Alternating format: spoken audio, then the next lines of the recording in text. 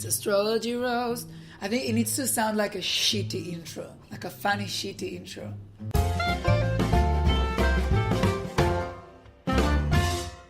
Hi everyone and welcome to Astrology Roast, your favourite podcast all about astrology and the star signs. I'm here again, episode number 8 I think, with the lovely Itai. Yes, I'm Itai and this is episode 7. Oh, okay. Episode 7. Today we're going to talk about something that's very close to our heart, and you know, a generation grew up watching and learning and shaping all over their damaged relationship patterns based on these 4 amazing women. Before we're going to dive into Sex and the City, it is important to acknowledge what happened in the past week in the planets, in the skies, or on Earth. Yeah, and I've certainly been feeling this, and I'm sure everyone else there has also been feeling this, because if I'm feeling it, everyone else is feeling the same. It has been the winter solstice. So in the southern hemisphere, that's the shortest time of the year. So there's less sun for that day. It's a really great time for people to go inwards, to feel a bit emo, lots of cups of tea. So if you're feeling really crazy, or as something, as happened in my workplace the other week, someone purposefully turned off all the internet and the Wi-Fi. So if that's happening, then just blame it on winter solstice and maybe take a day off or 2. Yeah. So what happened in our lives is that we went to see a movie with a Leo friend of ours. And that is a very dear friend, but unfortunately she is a Leo.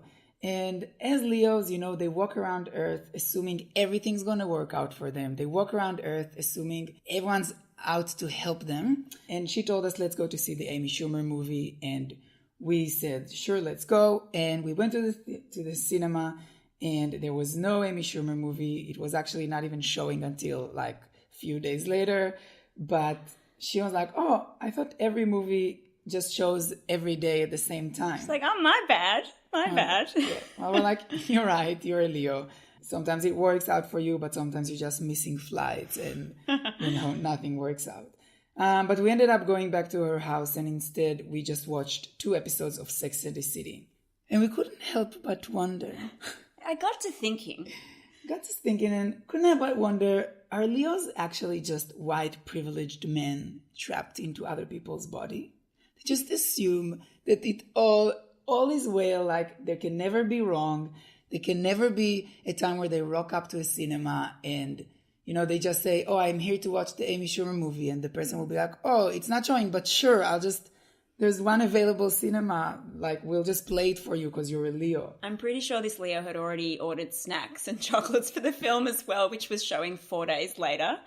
But yes, Leos are white privileged men personified. Yes, and we decided to actually take Sex and the City, which is something that everyone can relate to, especially if you're gay or a woman. Or live in a city, or have sex. Yeah, or doesn't have sex. And maybe try to see, maybe what's their star sign, maybe what was their why are they the way they are? Yeah, why are they so disgruntled? And what can astrology teach us about Sex in the City? So I think we have to start with Carrie, obviously. And because this podcast started with a Leo, we might as well start with the other Leo, which is Carrie. I think Carrie is a Leo. You said she thinks he's a Libra. Why? Well, yeah, we had a bit of a debate. I think she could be a Libran because she wants everyone to like her, and she wants to not cause any troubles, and she wants all her ex-boyfriends to still be obsessed with her and to regard her well. So she's the constant people pleaser, and she has fabulous long luscious hair. However, some of those qualities are very, very Leo as well, and she likes to be in the media, and she likes to get attention, and again the fabulous flowing lioness curls that she has. So she could kind of fit into either of them. Maybe a Leo because she is pretty insufferable. Yeah. I think you're right about the Libra thing. Maybe she's like a Libra ascendant or something, but and I think her moon is definitely a water sign, like a Cancer moon, because she's super empathetic, and she every time one of her friends goes through something difficult, she immediately cries. That's her response because she's sad for them. But she must be a Leo. And every time I see Carrie or any Leo for that matter, I feel like they're kind of like private school kids, like private school privileged kids, and they think that people only exist when they see them. So like Carrie goes back to her house and she doesn't think all my friends are still going through things. She thinks they are not going through things because I cannot see them now in my home. They will go through things tomorrow at a cafe when Al will be there too. And I think the episode that I watched recently where Carrie was reflecting on her laptop, which just died, and she was saying my motherboard died, and then Miranda's mum dies. And Carrie's like, well, motherboard and mother, like, let's make an article about it, comparing both of those things. Because, like, Leo's mind, of course, like the pain of losing your photos and like your columns, which are very well regarded, like same as like a passing of a loved one. And even the struggle of she was having Aiden, her boyfriend at the time, bought her a new laptop, and she was like, I don't need this support. This is support I didn't ask for. And then she went to Miranda's mom's funeral and she compared that also as an unexpected support, just like her new laptop from her boyfriend. And I'm like, no, you have a nice boyfriend. He bought you a laptop and you are just being a normal friend going to your friend's mom's funeral. Like, you're doing the bare minimum here. And obviously I couldn't talk about Carrie without mentioning my favorite ever meme on the internet, which is a picture of Carrie, which I'll post it on our Instagram. So if you want to go and find it, it's going to be there. It's Carrie sitting in front of her laptop or her famous MacBook. And it says, and as our country entered World War III, I couldn't help but wonder, is it time to focus more on World War Me? And I think... And a real question for our generation, which resonated with so many women and gay men, as you said, Itai. Yeah, maybe she started millennials. Yeah, hashtag me too. She really maybe is the motherboard of all millennials. She is the motherboard. Carrie, so we think Carrie must be a Leo with a Libra rising and maybe a Cancer moon. And who do you want to do next? Who was your favorite? Oh my gosh. Obviously my favorite is Miranda because there's a lot of similarities there. And, you go girl with running for senator or whatever you're doing. That's fab. Miranda, fellow Gemini for sure. Always a bit, she's a bit sad in the series. She's everyone's best friend. She's the one that gives a lot of advice. She's a fancy lawyer. And she's, being a lawyer is very Gemini. The sad part, I was talking to a few people about Sex and the City while I was doing my research for this episode. And we all said that how, when we use, I think every person, when you grow up and you become a gay man or a woman, you have to... When you become a woman. Yeah, when you grow into your womanhood or your gayhood, you have to play at least once who would you be in Sex and the City. Because that's like, you shape your personality. And I think back in the day, saying your Miranda was like the bad option. But then when you look back, she was the most successful, the most opinionated, the most feminist in a way. And it's really also sad to see how people didn't want to be Miranda, like didn't want to be the role model of the group. But that's, misogyny, I guess. Deep. Also, I think when people don't care about star signs write shows, how do they manage to write so accurately a Gemini role like Miranda? I don't know. Like, how did they make it so... It's like on point. Like, there's this one episode where her and Steve go to the woods for one of their... And this is when I should say... What's the word when you're saying something in the future that's happening in a show in case people haven't seen it? Oh, spoiler. Because not everyone's seen it, and I know that, the internet and stuff.